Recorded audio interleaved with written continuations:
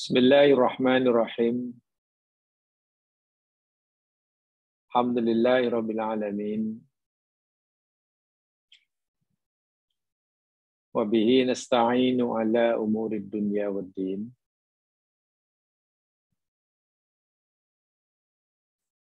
Salatu wassalamu ala asyrafil anbiya wal mursalin.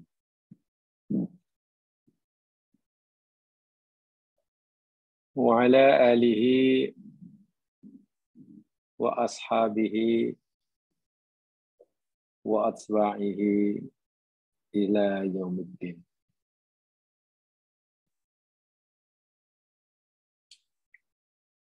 Rabbi shrah li sadri wa yassir li amri wahlul 'uqdatam min lisani yafqahu qawli. Amma ba'du.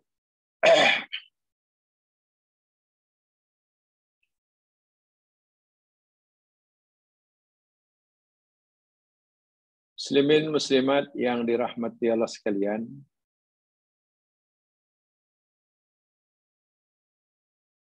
alhamdulillah lagi sekali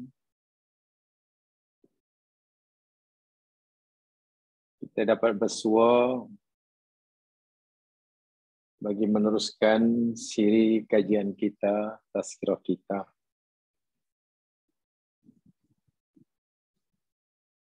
Jika minggu lepas saya bicara tajuk khusus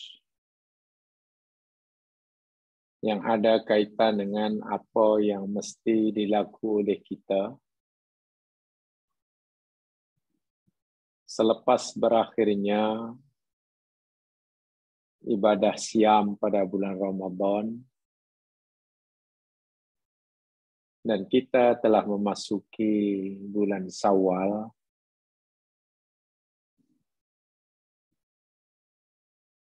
Pengajaran penting daripada usrah minggu lepas ialah kita mesti istiqamah. Itu poinnya. Istiqamah. Mana-mana kebiasaan yang telah kita biasakan sepanjang bulan Ramadan, tentu kebiasaan yang baik, hendaklah kita teruskan. Walaupun selepas habis bulan Ramadan. Begitu seterusnya, begitu seterusnya. Itu poin terpenting daripada kandungan usrah pembukaan minggu lepas. Hari ini saya ingin menambahkan dan penjelasan bagi tajuk yang telah kita pelajari selama ini, sebelum Ramadan lagi, yakni tentang syarat yang mesti dipenuhi agar ucapan la ilaha illallah yang kita ucapkan diterima oleh Allah Subhanahu wa taala, memberikan manfaat bagi kita, manfaat duniawi dan ukhrawi.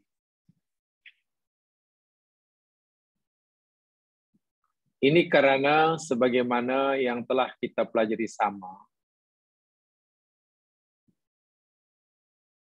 orang yang mengucapkan kalimah la ilaha illallah, walaupun mereka akan mendapatkan manfaat dari ucapannya itu, tetapi manfaat yang akan diperolehi berbeza antara satu dengan yang lain.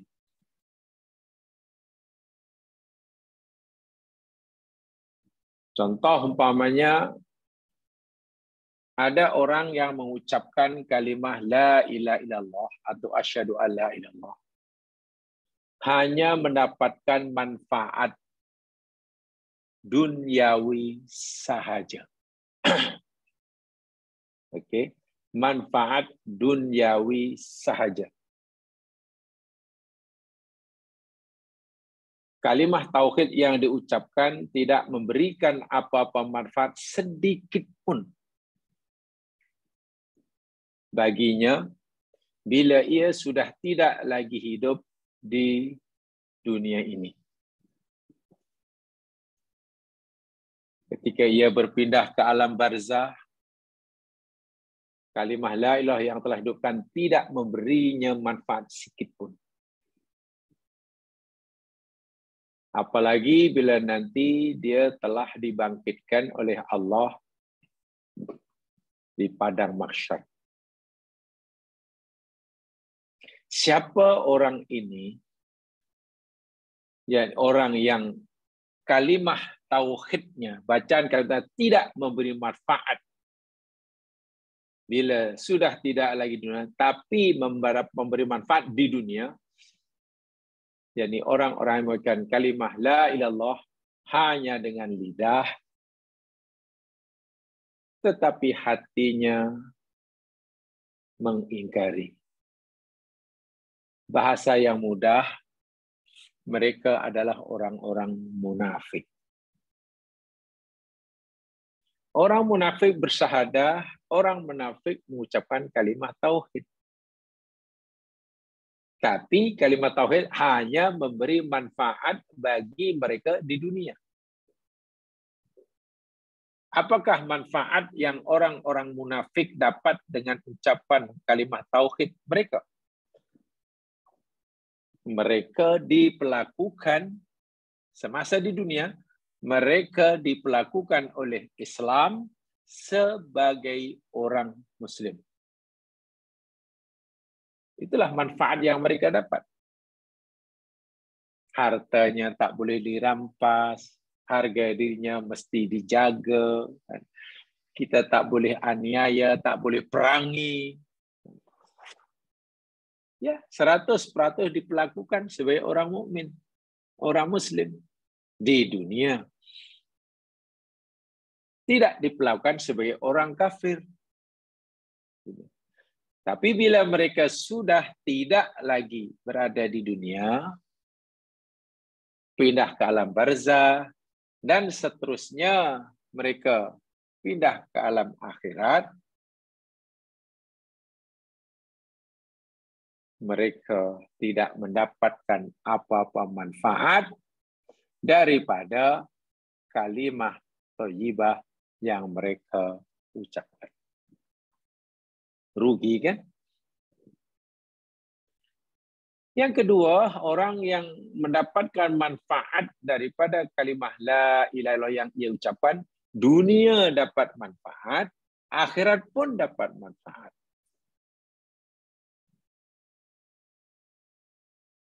Siapa dia?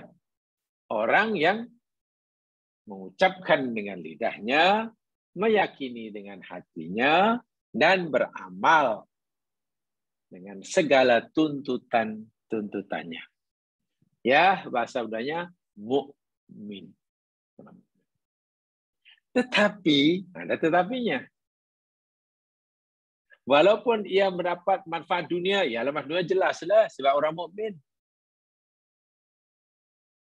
Diperlakukan si orang mukmin, sembelihnya halal, bila bagi salam kita wajib jawab, sakit kita lawati, minta tolong kita tolong, menjemput kita kabulkan jemputannya, dan seterusnya. Di alam barzah dapat manfaat karena syahadahnya, di akhirat juga manfaat. Tapi mungkin manfaat yang ia dapatkan tidak sepenuhnya. Tidak sepenuhnya. Karena apa? ada syarat-syarat yang diperlukan untuk membolehkan kalimah syahadah itu diterima oleh Allah sepenuhnya, dia belum atau tidak melakukannya sepenuhnya.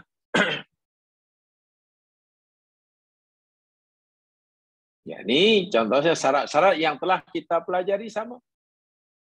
Yang selama inilah, ini saya refresh semula ya, supaya kita dapat mengingati semula. Kan syarat-syarat yang telah ditetapkan untuk membolehkan kalimah tauhid itu diterima oleh Allah dan memberi manfaat sepenuhnya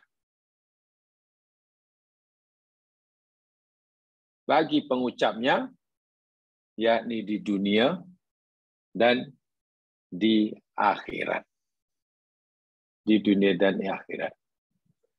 Sebagaimana yang telah kita pelajari sama, syarat yang pertama, al-ilmu. Itu kan yang telah kita pelajari. Al-ilmu, tak perlu jelaskan lagi. Kemudian ada syarat lagi yang perlu juga dipenuhi olehnya, al-yakin. Mesti ada keyakinan. Apa maksudnya telah kita pelajari sama. Mudah-mudahan dapat dipahami. Kalau lupa perlu diulang kaji sajalah. Syarat ketiga mesti qabul. Kalau kita mau kalimah syahadah Allah terima sepenuhnya dan kita mendapat manfaat dunia akhirat sepenuhnya, dan manfaat akhirat yang paling sempurna itu yakni bebas dari neraka. Tak sesaat pun disentuh api neraka. Terus masuk surga. Itu manfaat sepenuhnya. Kerana ada orang yang walaupun baca syahadah, di akhirat tidak bebas daripada neraka. Walaupun akhirnya masuk surga. Artinya, walaupun dia akan dimasukkan surga suatu hari nanti, ia terlebih dahulu mesti mendapatkan siksaan Allah di neraka. Macam mana orang mukmin boleh masuk neraka? Macam mana orang baca syahadah boleh masuk neraka? Ya, kerana ada syarat-syarat bagi diterimanya kalimah syahadah tidak dilakukannya. Dipanggil mukmin asin. Tengok. Mukmin tetapi melakukan maksiat. Mukmin tapi berdosa. Tapi ini munafik, jelaslah masuk neraka. Yang mukmin ada dua, satu mukmin asin, mukmin yang terpaksa singgah di neraka sebelum masuk surga. Nah, yang kedua ni mukmin yang terus masuk surga tanpa sesaat pun disiksa di neraka. Siapa dia?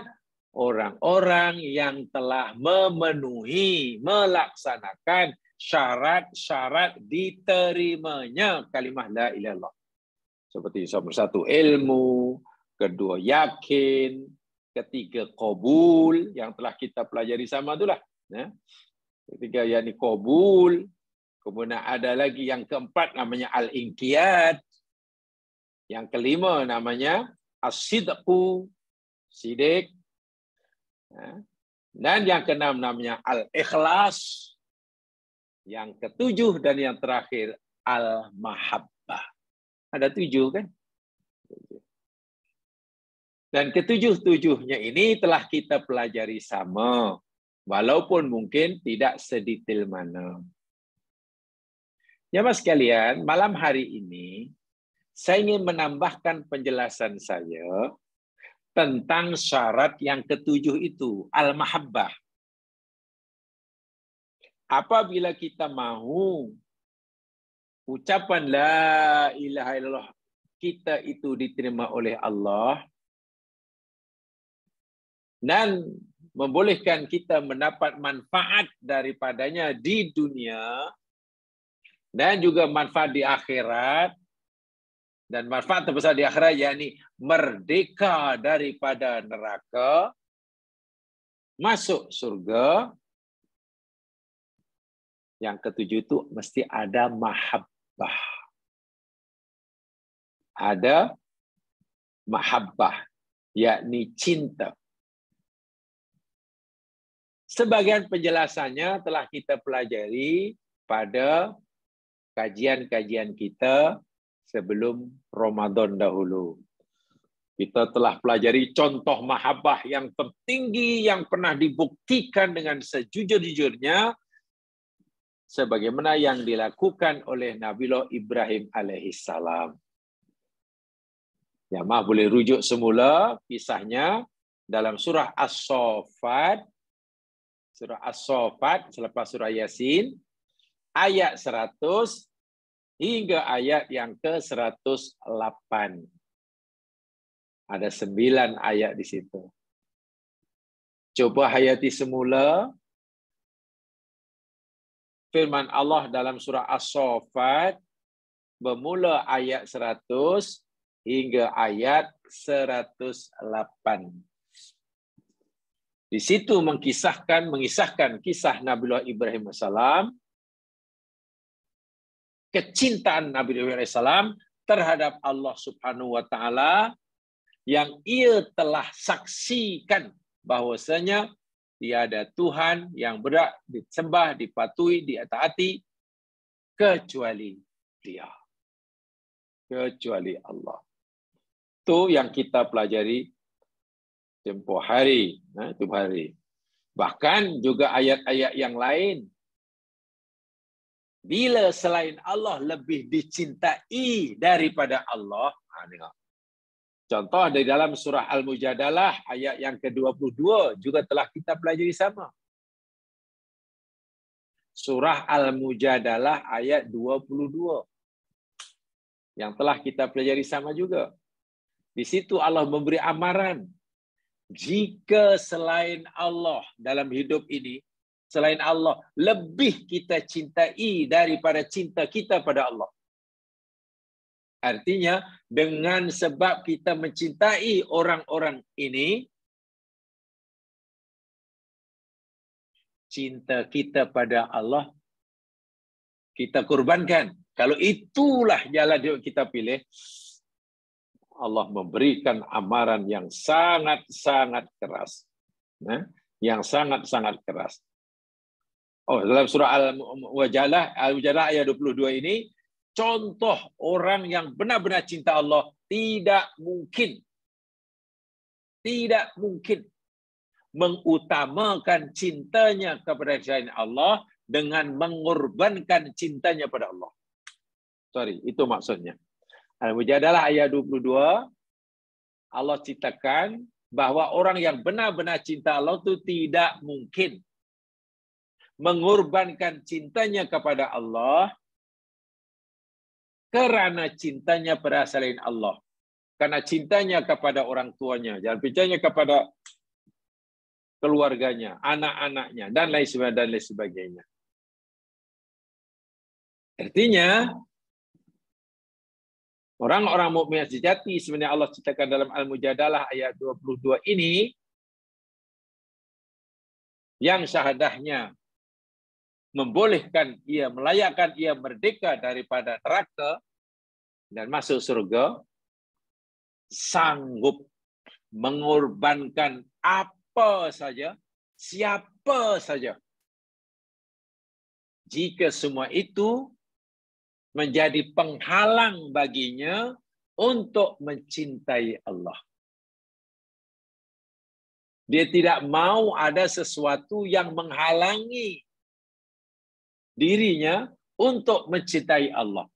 Apapun, siapapun yang dapat menghalangi cintanya pada Allah pasti akan dikorbankan. Itu Mujadalah ayat 2.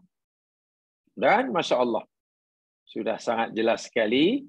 Ya, itu contoh-contoh cinta kepada Allah Subhanahu wa taala. Membuktikan syarat yang ke-7. Syarat yang ke-7. Jamaah sekalian, malam hari ini saya ingin mengajak jamaah sekalian untuk mengkaji lagi satu ayat berkaitan dengan syarat yang ke-7 ini. Mahabbah kepada Allah ini. Mari tolong dibuka Al-Qur'annya surah Ali Imran ayat 31. Tolong ya buka surah Ali Imran ayat 31.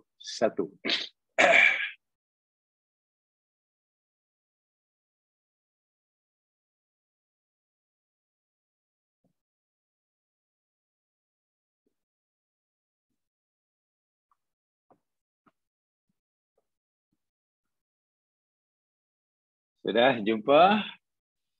Mari kita pelajari sama. A'udzu billahi minasy syaithanir rajim. Qul in kuntum tuhibbunallaha fattabi'uni yuhibbukumullahu wa yaghfir lakum dzunubakum. Wallahu ghafurur rahim. Kul katakanlah wahai Muhammad,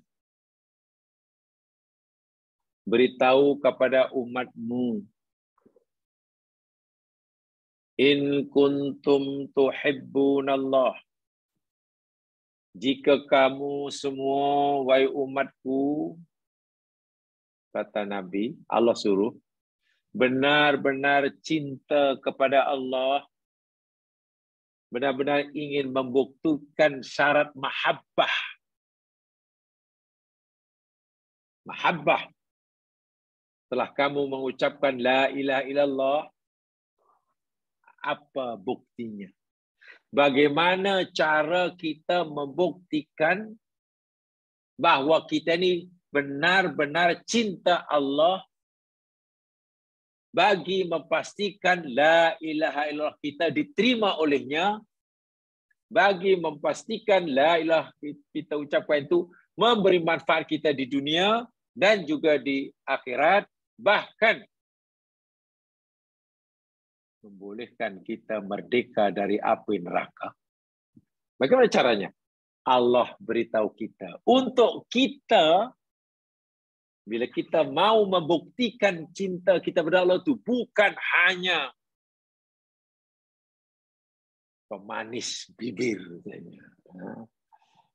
Ya, bukan hanya manis kata, bukan hanya pura-pura. Bagaimana caranya? Fattabi'uni. Allahu Akbar. Maka ikuti olehmu akan aku. Allah suruh Nabi beritahu kita, wahai umatku, umat Islam, bila kamu benar-benarlah mengaku cinta Allah, buktikan. Lalu kita tanya, ya Rasul, macam mana kita nak membuktikan yang kita benar cinta Allah? Oh, kalau kamu ingin membuktikan kamu benar cinta pada Allah, ikuti aku. Fattabi'uni. Masya Allah. Mudah ya. Syaratnya satu. Ikut Nabi. Ittabi'u itu maknanya, ittaba itu mengikut dengan bersungguh-sungguh. Bisa jam sekalian ya. Kalau tabi'a itu mengikuti. Kalau ittaba'a mengikuti dengan bersungguh-sungguh. Apa maksudnya? Nanti jelaskan. Nah, bila kita menyatakan cinta kita pada Allah, kemudian kita buktikan yakni dengan ittiba'ur rasul, ikut Nabi. Apa balasannya? Apa akibatnya? Apa yang Allah janjikan kepada kita? Ada dua. Dengan benar-benar mengikuti Allah, mengikuti Rasulullah, kita dapat dua balasan. Yang pertama, yuhibbukumullah. Pasti Allah mencintai kamu. Allahu Akbar. Artinya cinta kita kepada Allah berbalas.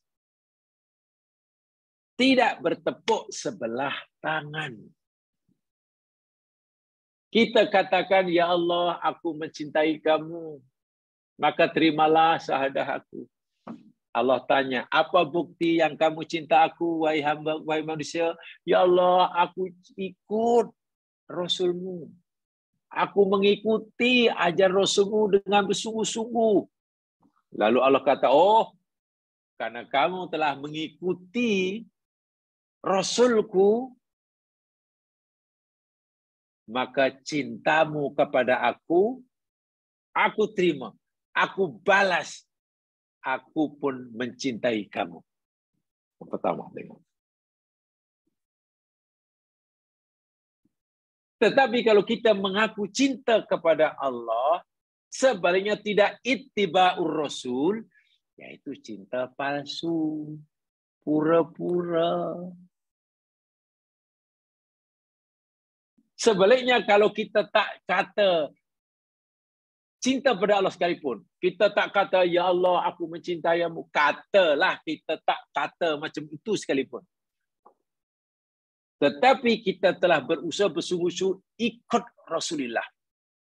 Ittiba'ur Rasul. Maka Allah akan terima cinta kita. Allah akan balas cinta kita. Yuhibbukumullah. Itu satu. Tapi Allah ni jamaah sekalian, Maha Pengasih, Maha Penyayang.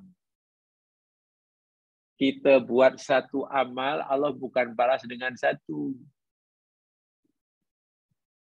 Kita ikut Nabi, itu kan satu amalan. Allah balas dengan cintanya. Yang kedua, wa yaghfir lakum dunubakum. Allahu Akbar. Wa yaghfir lakum dunubakum. Dan dia Allah pasti akan ampunkan bagi kamu dosa-dosa kamu. Sekarang coba kita kembali kepada pelajaran-pelajaran yang lalu. Bila seseorang itu sudah diampun dosanya, ya, karena ia ittiba'ur Rasul, Allah kata, aku ampunkan dosanya. Kalau dosa sudah diampun, maknanya jumpa Allah dah tak bawa dosa. Yang kedua, Allah sayang dia. Allah mahab dia. Allah kasih dia. Di mana tempat orang itu? Surga. Dengan sebab telah terampunnya dosa mereka, mereka layak mendapatkan kasih sayang Allah. Kasih sayang Allah itu kan rahmat Allah. Dosa tak ada. Karena Allah dah ampunkan. Lalu Allah bagi dia rahmatnya. Kasih sayangnya. Di mana orang itu berada? Surga. Dengan sebab terampunnya dosa, ia merdeka daripada neraka. Dengan sebab rahmat kasih sayang Allah kepadanya, ia layak masuk surga.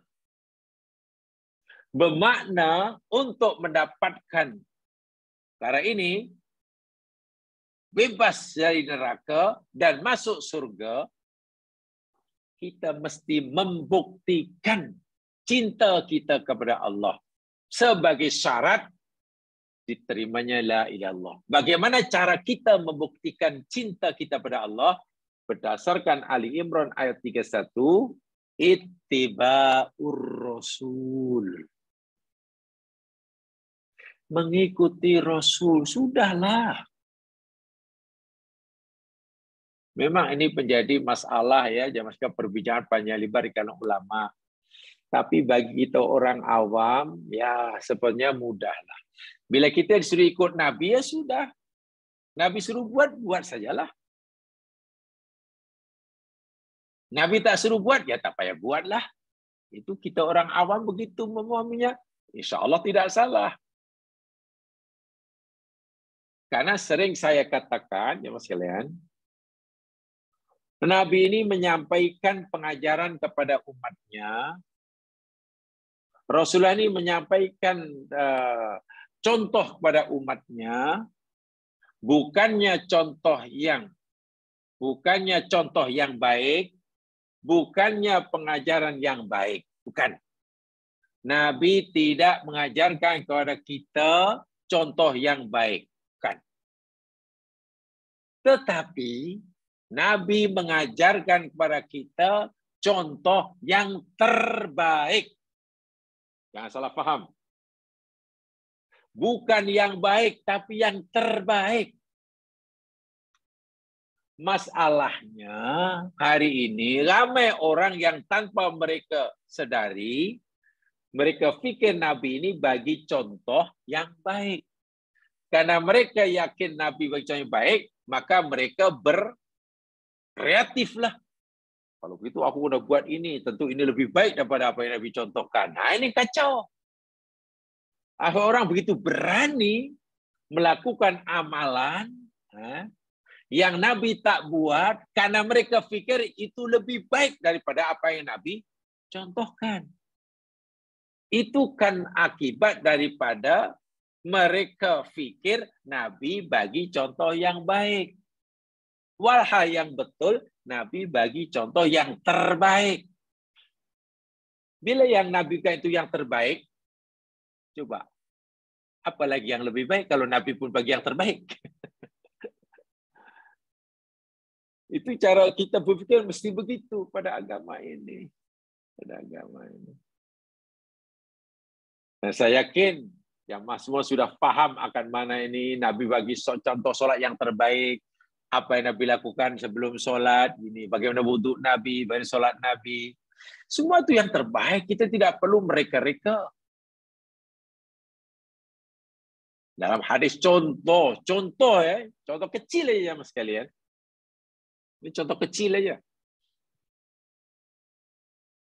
Tadi saya katakan Nabi bagi contoh yang terbaik. Maknanya kalau kita buat selain apa yang Nabi contohkan itu bukan yang terbaik, bahkan bukan yang baik. Yang kita lakukan, kalau kita melakukan selain yang dicontohkan Nabi, mana kita melakukan sesuatu yang berlawanan dengan yang terbaik. Kan begitu.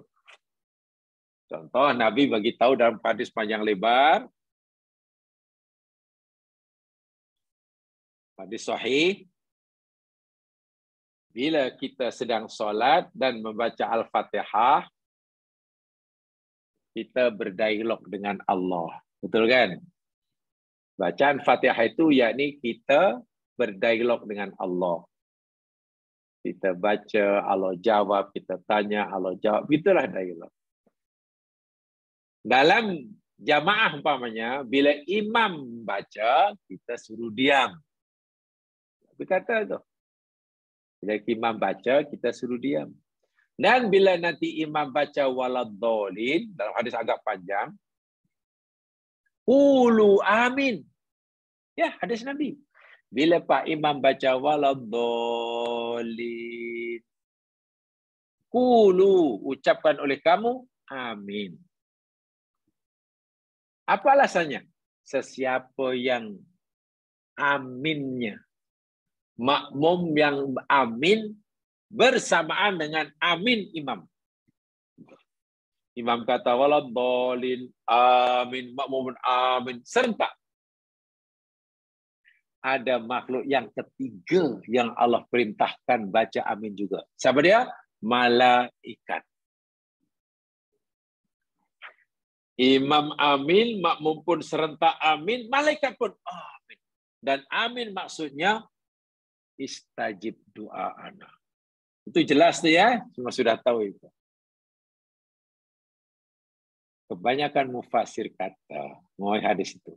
Kenapa kita harus baca amin sebalas dolin? Kan amin itu maknanya Allah kabulkan permohonan kami. Apa yang kita minta tiba-tiba Allah amin? Kan itu ada permintaan sebelumnya. Ihdinas siratal mustaqim. Itu doa. Itu doa.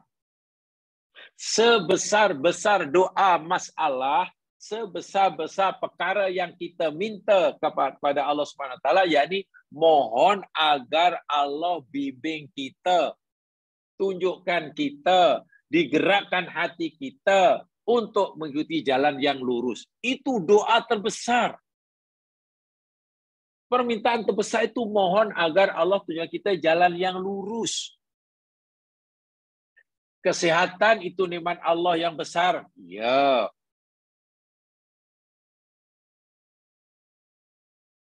Kekayaan itu nikmat yang besar. Iya. Boleh beramal, bergerak itu nikmat Allah yang besar. Betul. Tapi ada sekian banyak nikmat-nikmat Allah yang besar belaka. Yang terbesar sekali ialah hidayah. Bukan sekadar Allah beritahu kita jalan yang lurus, tapi Allah gerakkan hati kita mengikuti jalan yang lurus. Itu nikmat terbesar. Ihdinas siratal mustaqim. Lalu kita sebut siratal mustaqim itu, ya Allah, yakni jalan orang yang kau bagi nikmat. Bukan jalan orang-orang yang kau murkai, yang dimurkai, dan juga bukan orang sesat. Maka imam pun kata, Allah, ya Allah kabulkanlah. Kita pun kata bersama imam, ya Allah kabulkan. Malaikat pun kata. Itu semua sudah paham di situ. Pertanyaannya, Nabi hanya ajar begitu. Tapi kita sering dengar kan, walaupun tak semua, ada orang imam baca waladhdallin. Dia bukan terus baca amin bersama, dia baca lagi doa. Allahumma gfirli ka apa ka Allahumma, baca lagi. Doa apa yang dibaca sebelum amin? Carilah dalam hadis manapun. Cari dalam madhab manapun. Tidak ada yang menyuruh kita baca doa sebelum amin sama waladhdallin. Waladhdallin terus saja amin. Tak payah Allahumma filika, Allah Rabbi filika. Amin. Coba kalau kita katakanlah tegur orang yang baca ini. Apa yang awak baca tadi? Ya itu baca doa. Doa apa itu? Ya doalah kepada Allah agar Allah bagaimana. Macam mana doa? Nabi suruh bila waladhdallin terus amin. Lagi pula kita kadang berdoa amin itu untuk mohon pada Allah agar Allah kabulkan doa kita ihdinas siratal mustaqim. Kenapa? Ya apa salahnya doa? Mungkin orang itu akan kata, apa salahnya berdoa? Tengok. Bila dia kata apa salahnya, kan lebih baik kita berdoa. Kan lebih baik. Bila dia kata, ini lebih baik karena kita tambahkan doanya. Bila dia kata lebih baik, maknanya ia tuduh Nabi tanpa ia sedari, ia tuduh Nabi dahulu bagi contoh yang baik, bukan yang terbaik. Dan inilah bahaya, tanpa disedari. Quran kata, ittabi'uni, fattabi'uni. Ikut aku, betul-betul ikut, sungguh-sungguh. Bukan, jangan tidak. Akhirnya itulah dalam beragama ini jamaah sekalian, banyak saudara-saudara kita yang suka menokok tambah. Suka menokok tambah. Walaupun di sini masih menjadi perbincangan di kalangan ulama. Tapi karena ada yang membenarkan melakukan sesuatu asal baik boleh dilakukan, itu akhirnya membuka pintu bagi orang awam untuk buat ibadah sesuka hati. Bila ada orang kata tak apalah, buatlah. Benda itu baik, apa salahnya? Coba kalau ini dijadikan dalil. Benda ini baik, apa saya benda baik, teruskan aja lah. Tak ada salahnya. Dan dalil ini dipegangi oleh orang awam. Ya, orang awam akan bisa suka hatilah buat apa yang depan. Nah itu, nah ini, nah. Dan itu banyak. Kita disuruh oleh Allah mengikuti Nabi. Jika kita mau menunjukkan cinta kita pada Allah, jika kita mau cinta kita pada Allah diterima oleh Allah, jika kita mau kita dirahmati olehnya dalam Ali Imran 1. Nah ini perlu kajian sendiri, memang panjang lebar. Saya hanya ingin memberikan secara umum saja. ittiba'ur rasul. Ya mas sekalian, dalam bab solat umpamanya, wajib ataupun juga solat sunat. Kalau kita betul-betul lah ittiba'ur rasul, itu sebenarnya sudah, Masya Allah, mungkin kita tak larat. Nah, mungkin kita tak larat. Tapi kadang senang, Nabi hanya ajarkan apa? Solat sunat, solat rawatib, solat witir. Nah, solat rawatib, solat witir, lagi solat apa ya? Solat tahtul majid, tak banyak lah. Jadi kalau kita ikut apa yang Nabi sebut, solat sunat itu, dah sikit sangat.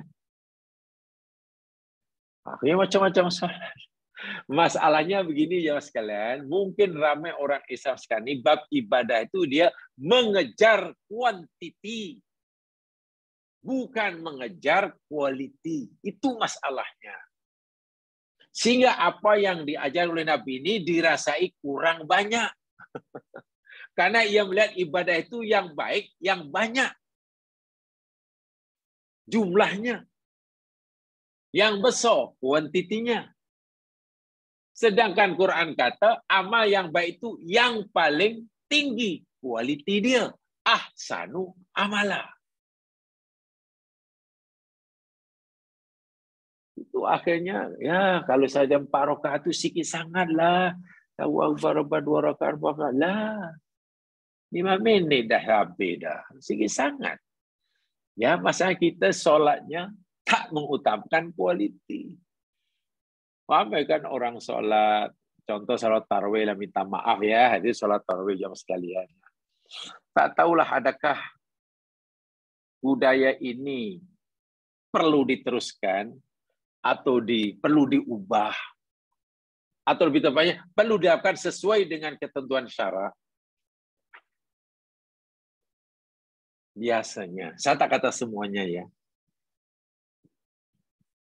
bila solat tarawih, tak kira yang 8 ke, yang 20 ke, bahkan dalam qaul ada yang 36, bayangkan. Tentang jumlah wus'ah, saya memilih pendapat tentang jumlah rakaat tarawih, di situ ada wus'ah. Wus'ah itu kelapangan. Kelapangan. Karena memang tidak ada dalil yang qat'i mesti sekian jumlahnya, tidak ada. Itu hanya pemahaman. Di sini kena wus'ah. Biasanya sholat tarawih, ya mungkin karena mengejar bilangannya, seperti 20, kalau 8 pun jangan sampai lebih. Setengah jam, umpamanya 40 menit. Akhirnya banyak. Ya, karena hanya sholat sunat, sehingga banyak perkara sunat ditinggalkan. Contoh, doa iftitah, tak baca. Imam Allahu Akbar. Ya mungkin baca dia yang paling pendek ya, mungkin. Baca tasbih yang pendek terus Bismillahirrahmanirrahim. Dan bila imam sudah baca basmalah Fatihah, kita mesti mendengar. Kita tak boleh sibuk dengan doa iftitah. Maknanya kita tak punya waktu untuk baca doa iftitah. Karena imam terus baca Fatihah. Kenapa ya tiba-tiba dalam sholat sunat, doa iftitah yang juga sunat hukumnya, macam dianggap tidak penting. Apakah hanya karena sunatnya? Inilah kalau kita fikir, tak apa sunat, tak buat pun sholat sah. Ini maksudnya. Dalam beribadah, ikut Nabi, sebenarnya kita tidak boleh berfikir, ini sunat, tak buat pun tak apa, sah. Bukan itu masalahnya. Sunnah sekalipun jamaah sekalian, tapi tengok isi doa iftitah.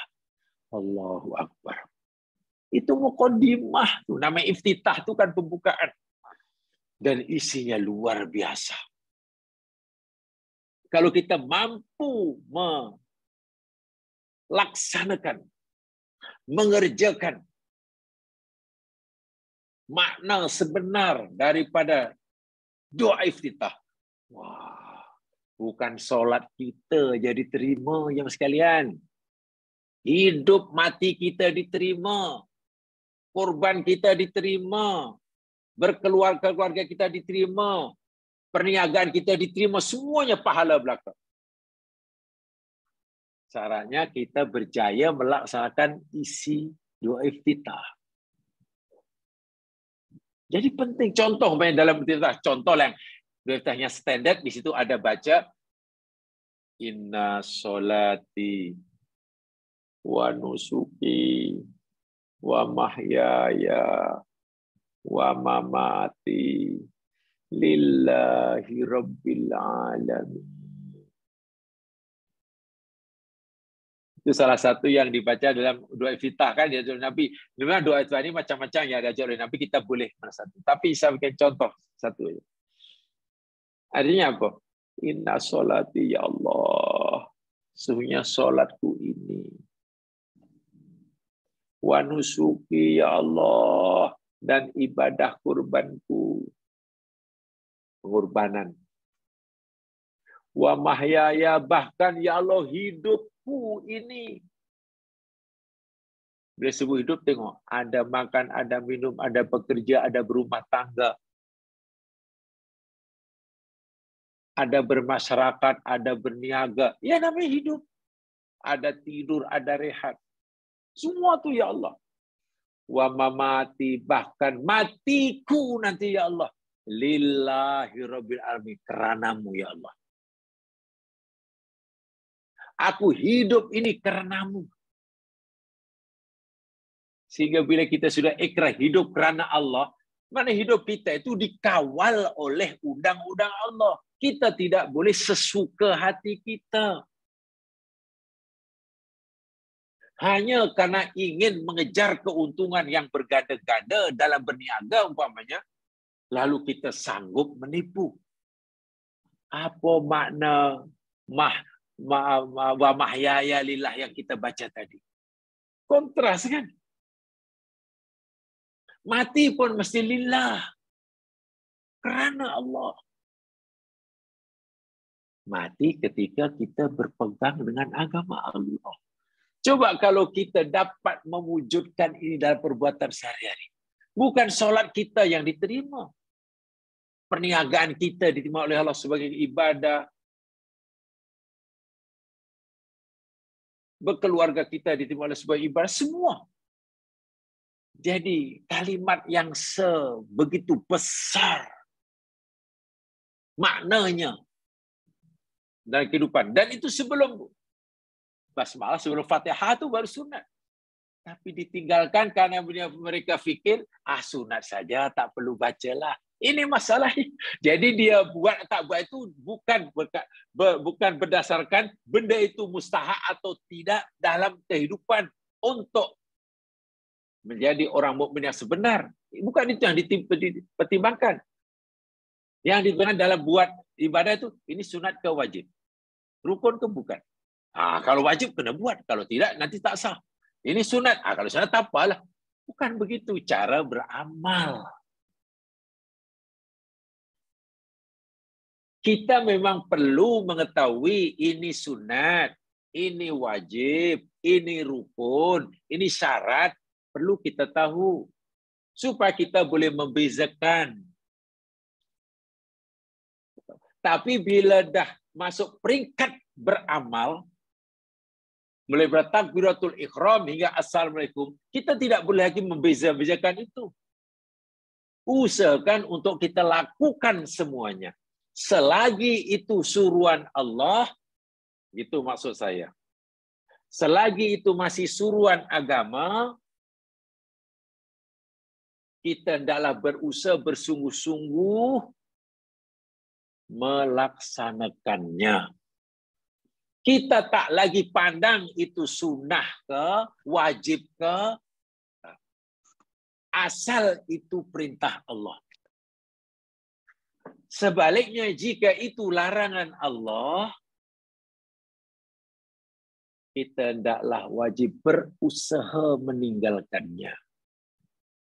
Kita tak kisah itu larangan itu haram ke, makruh ke, asal dilarang oleh Allah atau diakui oleh Allah. Begitu bila kita sudah masuk peringkat beramal. Ini nak beramal masih fikir tentang hukum fikih sunnah ke wajib. Solat umpamanya Allahu Akbar. Iftitah ni wajib ke sunat? Oh sunat, apalah, tak buat pun tak apalah. Baca Fatihah. Wal-Mu'adwaladhalin. Baca surah Al-Quran selama Fatihah itu sunat ke wajib ke? Sunat tak payah bacalah. Allahu Akbar rukuk. Rukuk itu wajib ke sunat? Oh rukuk wajib, akan rukuk. Baca dalam rukuk, tasbih itu sunat ke wajib ke? Itu sunat tak? Coba. Bila sudah beramal, jangan lagi fikir sunat ataupun wajib. Asal itu suruhan Allah, tak kira sunat pun kena buat. Itu bila sudah masuk beramal lah. Ini masuk sudah peringkat nak beramal, masih fikir sunat ke wajib.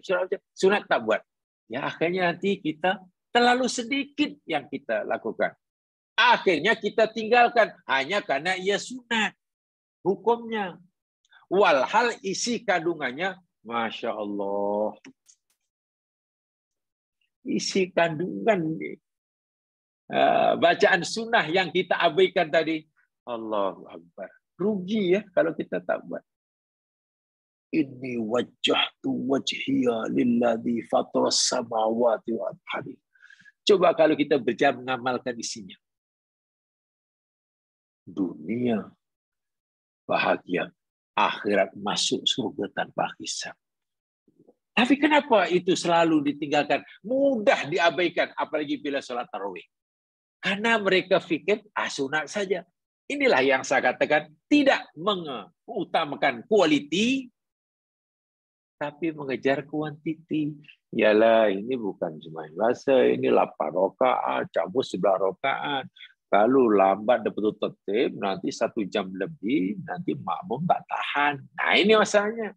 Kita kurang melatih diri kita, beribadah itu mengutamakan quality.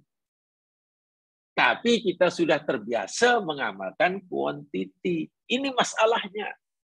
Sehingga di mana rasa kepuasan, keseronokan, ketenangan, melaksanakan perintah agama yang disuruh oleh Nabi. Jadi buat apa yang mencontohi Nabi ini menjadi tidak seronok, tergesa-gesa. Kita tidak mendapatkan kepuasan dalam melaksanakan suruhan Allah yang kita cintai. Coba jamaah sekalian daripada segi psikologi ya, dari segi hati ya. Ada hamba Allah yang saling mencintai antara satu dengan yang lain. Yang lelaki namanya Romi. Yang perempuan namanya Juliet, Judy. Romi dan Judy ini sedang berkasih sayang. Agak-agaklah Romi yang cintanya sangat mendalam terhadap si Judy. Bila Judy punya permintaan kepada Romi untuk Romi buat, akhirnya Romi mau atau tidak menunaikan permintaan Judy. Pasti nak, ya mas kalian. Dan menunaikan permintaan kekasihnya itu sesuatu yang menyenangkan, membahagiakan. Bukan memberatkan, bukan bebanan. Tapi itu adalah sesuatu yang menyenangkan. Ketika ia berjaya memenuhi permintaan kekasihnya sesuai yang diminta. Bahkan berlama-lama dia seronok. Itu cinta sejati. Tetapi kalaulah Romi tak mau buat apa yang disuruh oleh Yuli, walaupun yang dibuat itu kecil, tak nak. Kalau buat pun merasa terpaksa, mengeluh dalam hati, keluh kesah, nak cepat, nak cepat. Dalam hati pula kata, apalah si minta je minta. Ya itu mana tidak ada perasaan mahabbah lah. Itu pura-pura. Itu baru yang dirasa oleh Romi ketika menunaikan permintaan Yuli. Sekarang kita ni hamba kepada Allah. Jadi jika kita benar-benar mencintai Allah, pasti kita merasakan, mendapatkan kepuasan, keseronokan, kegembiraan ketika kita sedang menjalankan perintahnya. Bukan rasa gelisah, bukan rasa tertekan, bukan rasa nak cepat, nak cepat. Nah, di sini pun sudah ada tanda-tanda yang cinta kita kepada Allah sebenarnya masih perlu dipertanyakan. Saya tak kata dinafikan ya, masih perlu dipertanyakan kepada diri kita masing. Iya ke diriku ini benar-benar cinta Allah? Kalau ada cinta pada Allah, hanya berapa persen? Nah, itu kita kena tanya diri kita masing-masing. Inilah susahnya bila kita bicara tentang hati. Ya, ini saya yang berkaitan dengan hati. Mahabbah itu benda yang tak nampak, ya sekalian. Walaupun perlu kita zahirkan, contohnya mengikuti ajaran Nabi. Kita zahirkan. Tapi ingat, tidak semua orang yang mengikuti ajaran Nabi itu orang yang cinta Allah. Nah, ini yang perlu kita ingat. Orang munafik itu ikut apa yang Nabi suruh. Tapi apakah mereka itu cinta Allah? Tidak. Tapi orang yang cinta Allah sebenarnya cinta pasti ikut Rasulullah, kekasihnya. Pasti. Sebenarnya orang yang ikut ajaran Nabi, yang buat apa yang disuruh, belum tentu dalam hatinya ada mahabbah. Nah, ini bezanya. Orang yang benar-benar mahabbah kepada Allah, bagi membuktikan kebenaran la ilaha illallah, pasti mengikuti Nabi. Karena Allah yang suruh. Pasti. Abu Bakar itu sangat cinta Allah, sebab itu mengikuti Nabi. Umar cinta Allah, sebab itu ikut Nabi. Abdullah bin Umar sangat mencintai Allah, sebab itu berusaha untuk mencontohi Nabi. Hatta benda yang Nabi tak suruh buat pun, dia buat. Nabi ini kalau makan suka makan apa ya? Wah, bila Nabi suka makanan tertentu, itu bukan karena baginda seorang Nabi, itu karena manusia biasa lah. Sebagai manusia biasa suka makanan itu makan. Ibnu Umar saya perhatikan, oh Nabi suka makan di sini, maka Ibnu Umar berusaha untuk menyukai makanan yang Nabi suruh. Tengok, itu karena cintanya, walaupun Nabi tak suruh. Jika sahabat-sahabat itu berusaha untuk mengikuti Nabi, termasuk benda yang Nabi tak suruh, apalagi benda yang Nabi suruh. Ingat ya, ini penting sekali ini mas sekalian. Orang yang benar-benar cinta Allah pasti ikut Rasulullah. Tetapi orang yang ikut Nabi, yang buat apa yang Nabi suruh, tinggal Nabi negara, belum tentu cinta pada Allah. Salah satunya cinta kita mungkin belum 100%. Jika ketika kita sedang buat apa yang Nabi suruh, apa yang suruh, kita belum mendapatkan kepuasan, keseronokan, ketenangan, bahkan kalau boleh ingin cepat-cepat. Dan rasa lega bila telah buat, ini susah lah. Ini kita lah jemaah sekalian. Ini kita lah. Sehingga perintah agama itu belum kita rasakan sebagai keperluan hidup, tetapi ianya masih sebagai bebanan hidup. Berat kan? Salat umpamanya, kita belum dapat merasakannya sebagai keperluan hidup, tapi seringkali kita masih merasakannya sebagai bebanan hidup. Itu bermakna mahabbah kita pada Allah belum sempurna. Apa contohnya? Saya sering buat contoh yang mudah. Dan mungkin itu kita sendiri, dan bila termasuk kita, kita wajib berusaha mengubahnya. Katalah kita jalan-jalan. Dulu sebelum raya berjalan sana, jalan sini, cari barang keperluan raya. Pergi berpindah randa daripada satu supermarket ke supermarket yang lain, daripada shopping center ke shopping center yang lain, daripada satu kedai-kedai yang lain. Cari barang. Ya tak salahlah berbelanja. Karena banyak barang yang nak dibeli, Jalanlah sana, jalan sini, sana sini. Masya Allah, tanpa dia sedari, mula berjalan tu sebenarnya sudah pukul 12.30 dah. Pukul 12 je lah. Tanpa dia sedari, jalan-jalan di supermarket, kedai ini, sudah pukul 3.40.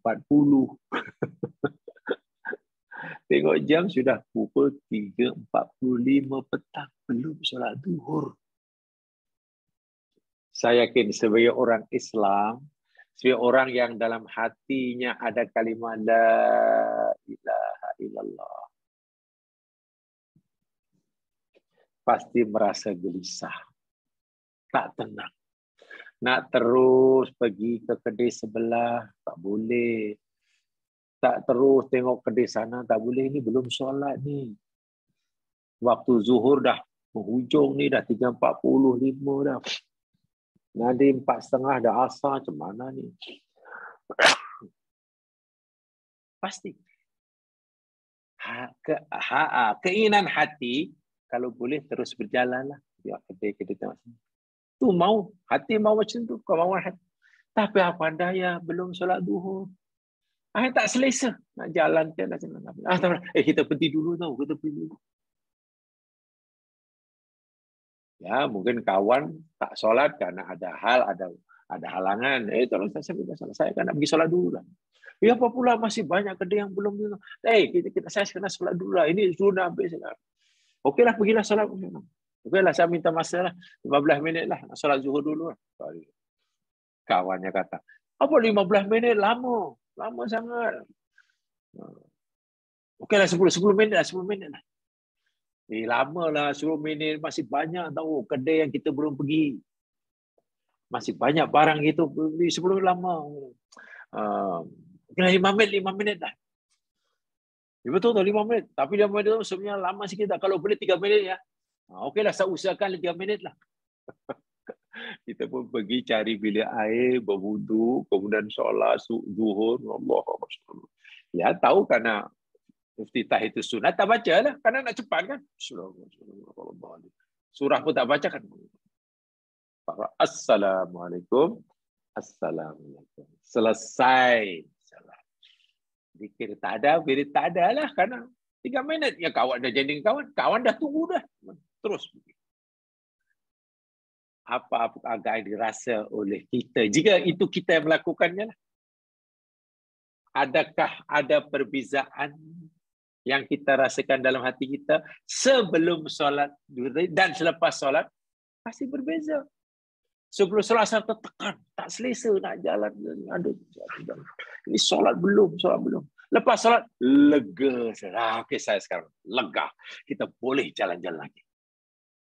Minta maaf ya Mas sekalian, kalau kita pernah mengalami merasai seperti itu, sebenarnya kita tanpa kita sedari, kita menganggap solat itu solat itu sebagai bebanan hidup, bukan sebagai keperluan hidup. Sehingga semasa solat kita tidak merasakan kenikmatannya. Kita tidak merasakan ketenangan, kebahagiaan, yang ada bebanan. Mana itu mahabbahnya? Macam mana kita melaksanakan tuntutan, menunaikan permintaan kekasih, hatinya gelisah. Apakah itu cinta namanya? Sebab itu patutlah mahabbah dijadikan syarat diterimanya kalimat la ilallah. Bukti cinta kita pada Allah. Syarat untuk diterimanya kalimat la ilallah. Itu memang tepat sekali. Dan diwujudkan dengan mencontohi Nabi. Bila kita disuruh ikut Nabi, fattabi'uni, lalu Nabi bersabda contohnya, sallu kama ra'aitumuni usolli. Solatlah kamu sebagaimana kamu melihat aku solat. Katalah macam tu kan. Nabi suruh kita solat sebenarnya kita melihat Nabi solat. Jangan difahami hadis itu semata-mata. Semata-mata. Nabi hanya suruh kita solat mencontohnya dari gerakan-gerakan luaran. Tak. kita disuruh mencontoh Nabi segala termasuk yang dilakukan oleh Nabi semasa solat. Nabi menjadikan solat itu sebagai rehat. Bayangkan. Bila masuk waktu solat, tiba solat, Nabi dah solat, dah azan, dah apa ni, dah wuduk, dah azan, Nabi suruh Bilal. Arihna biha ya Bilal. Arihna biha ya Bilal. Rehatkan kami semua dengan solat. Nabi merasakan solat itu sebagai rehat.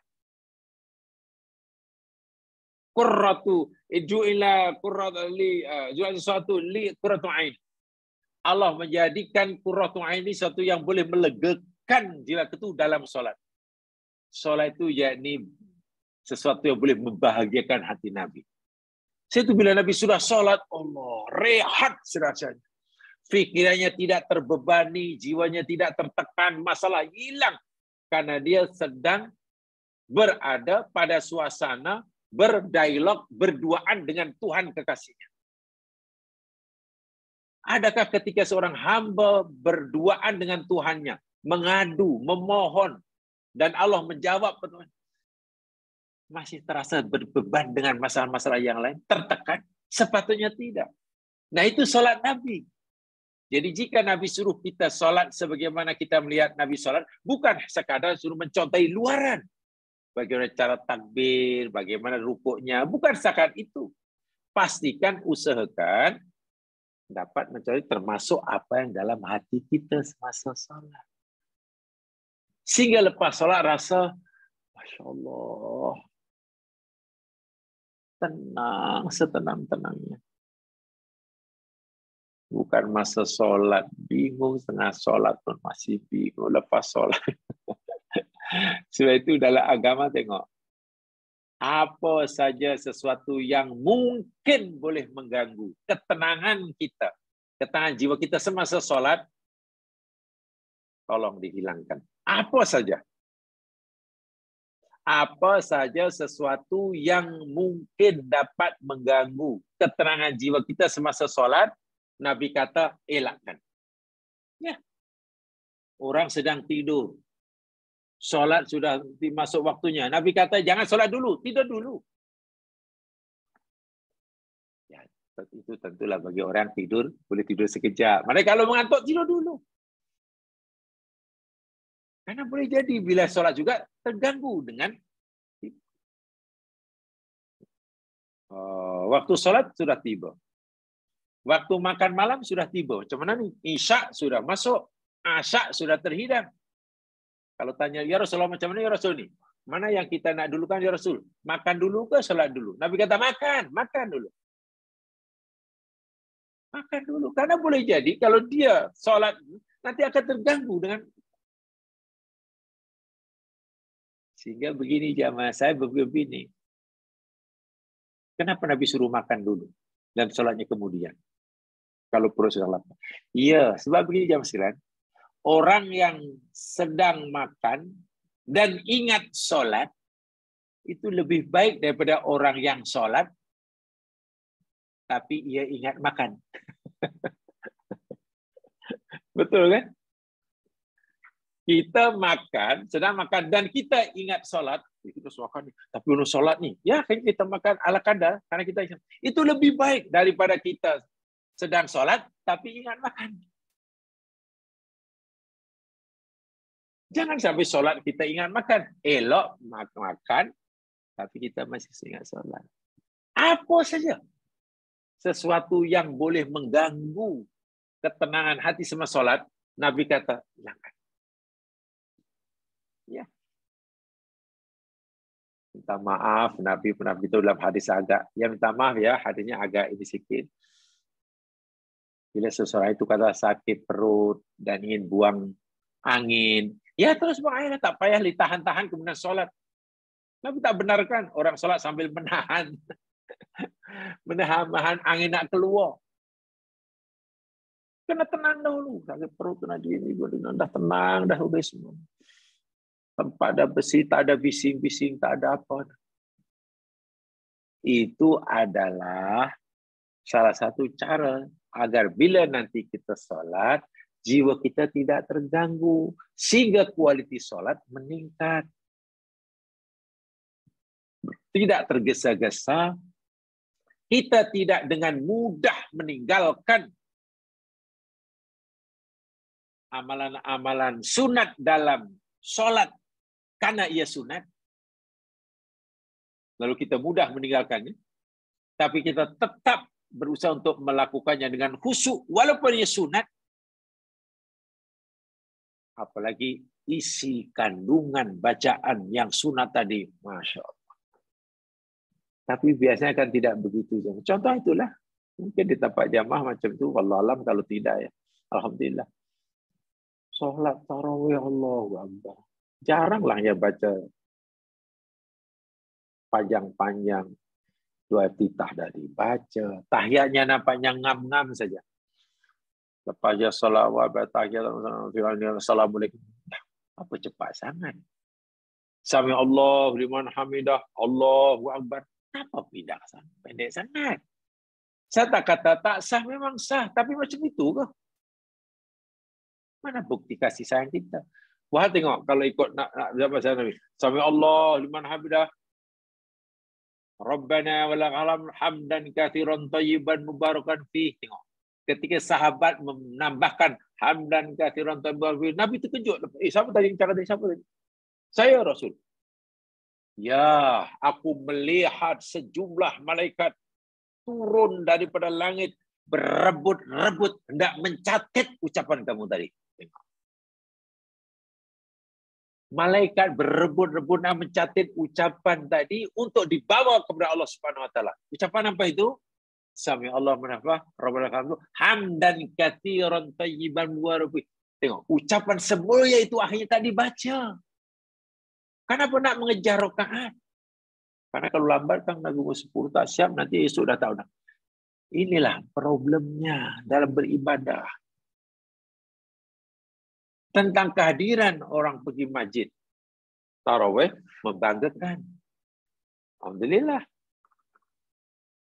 Sehingga terpaksa sewa khemah setengah masjid atas surau.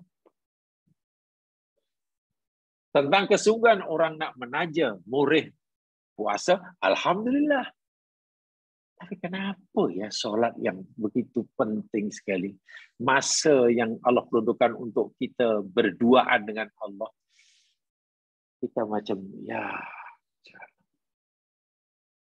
Dan hari ini jemaah sekalian, minta maaf saya pernah menegur, tapi dengan cara yang halus, personal lah. Menegur tapi personal, tak bukan depan orang ramai itu tak sopan, itu tak boleh. Dan menegurnya semata-mata karena sayang, ya, kan? Bukan karena pandai. Ada setengah imam tempat kami. Katalah solat subuh. Saya subuh kan 2 rakaatnya sekarang. Pendek. Allah 2 rakaat. Ya mungkin hanya beberapa menit. 3 ke 4 menit lah. 5 menit. Karena saya perhatikan banyak yang mungkin tak dibaca atau baca ringkas. Iftitahnya atau mungkin surahnya udah pendek, tahiyatnya lagi sami Allahu Akbar, mungkin sami Allah liman hamidah, Allahu Akbar.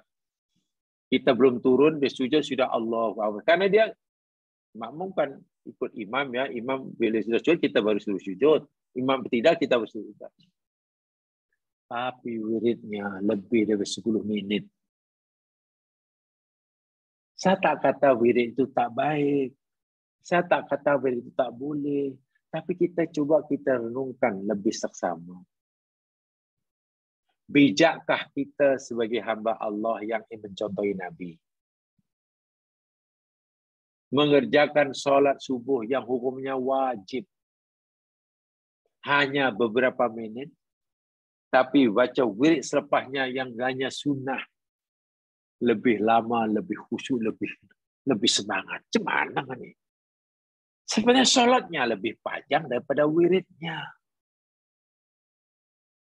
Ini saya pernah tegur pada jaga yang bertugas, tapi saya personal lah, jangan ilah. Saya bukan nak jadi guru buat ini, tapi bagi saya mungkin kurang tepat. Alangkah baiknya kalau solatnya lebih diperpanjang masanya, bacanya panjang, ini tasbihnya panjang, doanya panjang dalam solat.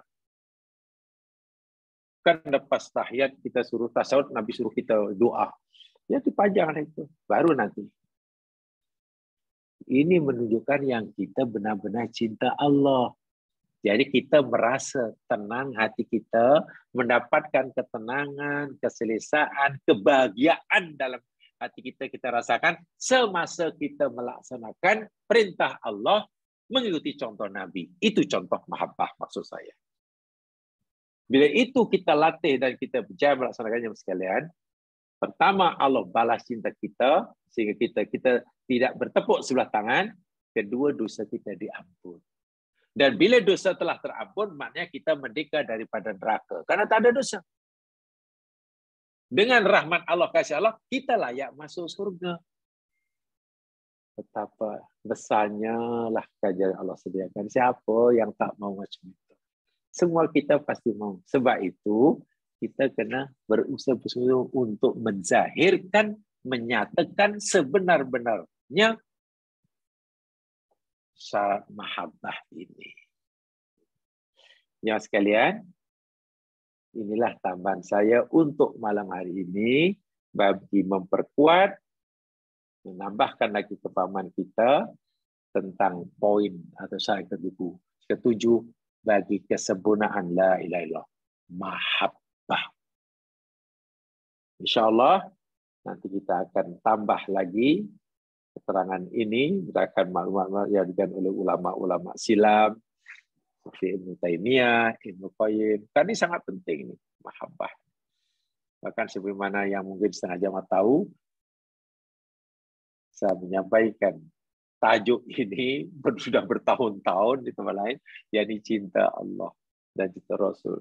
Itu luar biasa itu. Bagi saya Allah, dan bagi saya memang itulah tajuk yang boleh katakan sangat tepat.